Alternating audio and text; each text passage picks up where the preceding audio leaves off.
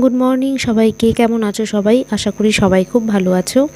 আমিও খুব ভালো আছি। পারমিতাস ফেভারিটে তোমাদের সবাইকে ওয়েলকাম। তো অনেক দিন পর ভিডিও করছি, বড় ভিডিও। শর্ট ভিডিও তো করি, বড় ভিডিও অনেক দিন পর করছি। তো কেন করছি সেটা তোমাদের জানাবো। যদিও তোমরা টাইটেল আর থাম্বনেল দেখে হয়তো বুঝেই গেছো এতক্ষণে। তো এখন বাজছে ভোর 5টা। উঠেছি 4:30টায়, এখন 5টা বাজে। তো আমাদের গাড়ি আসবে 5:30টায়। তো সে কারণে রেডি হয়ে গেছি পুরো। আর আমাদের সমস্ত লাগেজপত্র গোছানো কমপ্লিট। এই হলো আমাদের লাগেজ। তো এখন বেরিয়ে যাব। তো বেরিয়ে গেছি। আর এখন তো প্রায় ভোর তো 5:30। এখনও দিনের আলো সেভাবে হয়নি, অন্ধকারই আছে।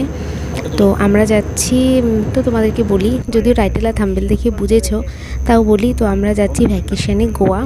তো গোয়া যখন ঘুরতে যাচ্ছি তো ভাবলাম তোমাদের সাথে পুরো আমাদের জার্নিটা শেয়ার করি। তো আমরা এখন যাচ্ছি বাগডোগরা এয়ারপোর্টে, যেটা আমাদের বাড়ি থেকে প্রায় 45 কিলোমিটারস হবে। তো সে বাগডোগরা থেকে ব্যাঙ্গালোর, ব্যাঙ্গালোর থেকে গোয়া। তো আমাদের বাগডোগরা এয়ারপোর্টে এসে সব বোর্ডিং পাস নেওয়া হয়ে গেছে, সিকিউরিটি চেকিং কমপ্লিট। তো এখন আমরা জাস্ট অপেক্ষা করছি কখন যাব। আমাদের বাগডোগরা থেকে ফ্লাইট ছিল 9:15টায়। বাগডোগরা থেকে ব্যাঙ্গালোরে 3 ঘন্টা হোল্ড করে তারপরে আবার 4টের সময় গোয়া।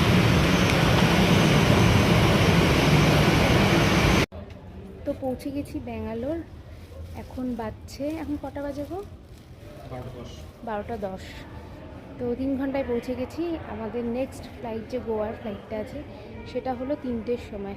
পুরো চোখে মুখের অবস্থা খুব খারাপ, লাইনার পুরো উঠে গেছে। তো এখন আরও 3 ঘন্টা ওয়েট করতে হবে। জানি না কী করবো 3 ঘন্টা এখানে। তো দেখা যাক কী করে সময়টা কাটাই।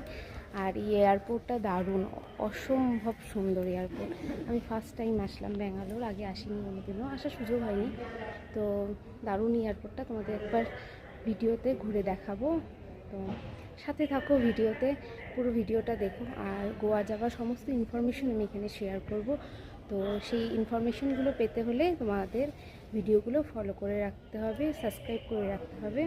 তো ভিডিওগুলো একটু ফলো করতে থাকো, তো সাথে থাকো।